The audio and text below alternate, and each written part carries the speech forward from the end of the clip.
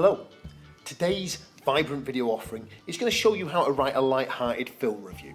The sort of task I never expected to pop up on the supposedly more academically rigorous English GCSE. You know, film reviews used to be a bit of fun in the summer term. Right lads, you're bored with Shakespeare, pens down, we're watching the film and writing about it. So, nobody was more surprised than me when this task bounced off the page and into the faces of students sitting the 2018 EdXL English language paper. So, given that this is the kind of task an examiner can slap in front of you, I'm going to show you how to write a film review to A-list, top spec, level 9 standards. Now, my way of writing a review runs through about 6 sections, 2 of which are optional. Some of these sections are self-explanatory, aren't they? It's pretty obvious, what the positives or the negatives of a film will be. Others, like the background, that might warrant a little bit of clarification. On the right in that box in yellow, you've got some limited technical language there. But I don't have a PhD in media studies, so I'm not confident deconstructing directors' use of mise-en-scène or subjective camera work or anything like that. And anyway, I don't want too much technical jargon because I'm not aiming for a dry academic film review. I'm not analysing the meaning of this movie too deeply. And on the right here, you've got a very basic overview of the purpose of a film review. Now, I don't want to be one of those tragic teachers that overshares with students in a transparent attempt to appear cool, but one of the ways I unwind after a hard week shouting at small children is with a meat pie and a movie, preferably an Italian one, because they make some of the best action and horror films around. Now, the reason I'm telling you this is because it doesn't hurt if you can write about what you know, and this is my specialty. So we'll kick off by doing the plot summary section. Now, rule 1 here, as I'm sure you're smart enough to realise, is don't be that idiot, don't be that joy vacuum who gives away the ending. You're going to get no love from the examiner pulling that stroke. Secondly, don't get too bogged down in a detailed account of the plot and the subplot and the character arcs and the character motivations. Violent Naples, for instance, boils down to this policeman battering the bajingo out of Naples' criminal element. He's a fast man with a pistol and punch. He gets the job done. That last slide then looked at what I'm going to say about the plot. This slide, I'm putting some meat on the bones. I'm thinking about how can I present that information as engagingly as possible. How can I lend some radiance to my writing, some pizzazz to my prose? I want to inject some sparkle into my paragraphs.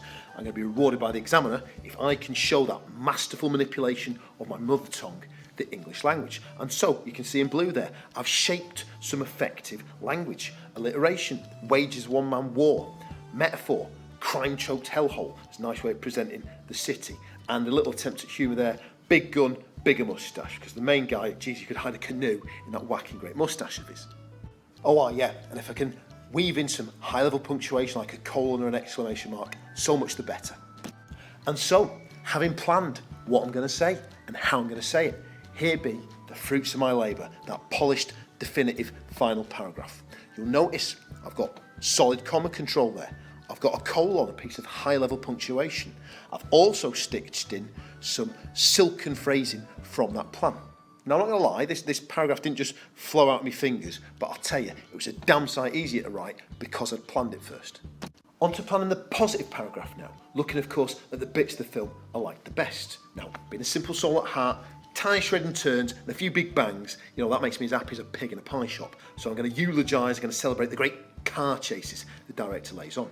There's also a rattling good scene in a bowling alley when the villains, they get hold of this informer. Well, let's just say that lad doesn't re-offend. It's not a scene to watch on a full stomach, if you know what I mean. And as you saw when I planned the plot summary paragraph, once I thought about what I'm going to say, I think, how am I going to say it? How can I use metaphors, alliteration, adjectives, adverbs to make my monochrome ideas go technical? Cock an eye at the stuff in blue. It's a party bag of adjectives and verbs and metaphors that do the job admirably. And here is my first paragraph on the positives, drawn of course on my industrious planning endeavours of earlier. Notice that first phrase, on the plus side. This is a great launch pad into the positives. Some people start with a rhetorical question. So what's to like about the movie? Either way, you want to launch in pretty darn quickly and get on with the business in hand, selling the positives. But of course, outside of Mr. Taylor's reflection, there's no such thing as perfection. So obviously this film is going to have its faults, its flaws, its errors. Such as, I suspect it was written by a male scriptwriter because the female roles, female characters are very thinly drawn. There's 2 types really. Either they're screeching damsel in distress types, or they're, doe-eyed beauties jiggling about for the delight of the men, what you call like the dumb blonde stock character. Then there's the dialogue as well. I suppose it's translation from Italian, maybe something got lost in translation, I don't know. And you know the pack drill, you know the routine by now. I think, what am I going to say? How am I going to say it? I've done the how here, of course, trying to dazzle the examiner with my linguistic dexterity. We've got verbs, alliteration, we've got attempts at humour. In all, I'm just trying to hammer home to that man that I'm an A-class wordsmith. And as I say, it's going to make writing that paragraph so much simpler. Here's the end product, folks. What have we got? Magnificent. Have a read of it, appreciate its greatness. You'll notice I've started with the word alas. That's a high-level connective to launch our criticisms. I could have used on the downside, or unfortunately, or from the good to the crud if I was feeling poetical. All solid ways to start picking holes in this film. Okay, so far the sections that we've looked at have been pretty straightforward. I mean, plot summary, positives and negatives of the film. You don't need a triple-digit IQ to understand that. But the background section, that is marginally more awkward. I mean, it's optional, but I would aim for it. What you're doing here in the background paragraph is you're laying on fascinating facts from behind the scenes, you know, fun facts or trivia from the world of movies to engage the audience. And the first problem with this is that if you're in the exam, it's not like you can put your hand up and ask the invigilator, excuse me, can I quickly Google the films of Zac Efron? That's why, as I say, it's always an advantage to write about what you know. So why bother writing a background paragraph, apart from the fact that it engages an audience? Well, have a look at these two people here giving their view on a piece of music and think about whose view you are more likely to value and respect. I'm certainly not going to be offended if you've gone with option A, you know, the DJ, a guy working in the music industry, rather than, you know, a middle-aged English teacher whose last musical purchase was the best of ELO on CD. You know, I'm probably the last man on the planet buying CDs still. What a background paragraph does then is it makes you sound like you're an informed source. If you're spouting this background stuff, you sound authoritative, you sound informed on the subject of movies. People think, yeah, this guy knows his films. It kind of helps to legitimise or validate your judgments. Well, here's two facts about the film that I do know. But you know what? If I was in the exam, I knew nothing. I'd just make something up, as long as it sounded believable. Something like, with Violent Naples, director Fred Bloggs continues his winning streak. The winning streak he began with last year's barnstorming classic, Bone Crusher 3000. And you probably recall my second step to planning now, thinking about how I'm going to present that information in an engaging way. Look at the stuff in blue.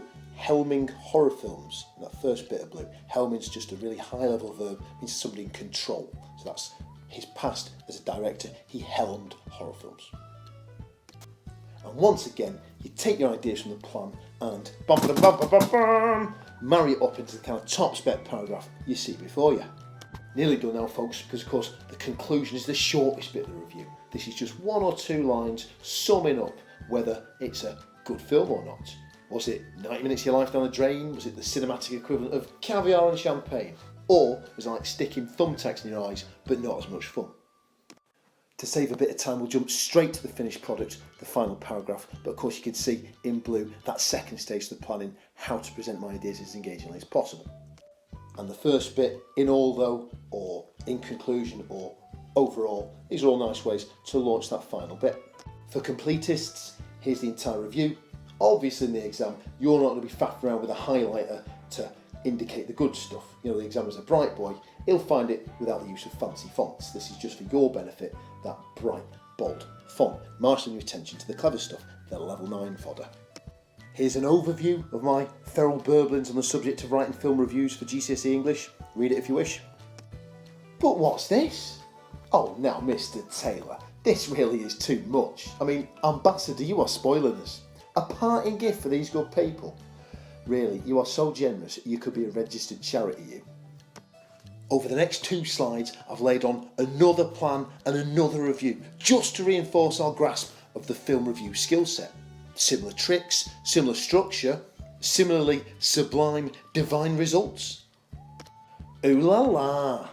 I tell you folks, I may have a face to shatter mirrors, but the radiant beauty coming off this page would melt a mirror. A level 9, I reckon I get a proposal of marriage off the examiner on the back of this. And that's it, clocking off time. Goodbye, or as they used to say in England, toodaloo.